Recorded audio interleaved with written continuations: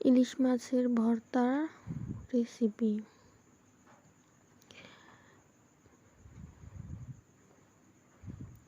মাছগুলো প্রথমে ভেজে নিয়েছি, শুকনো মরিচও ভেজে নিয়েছি।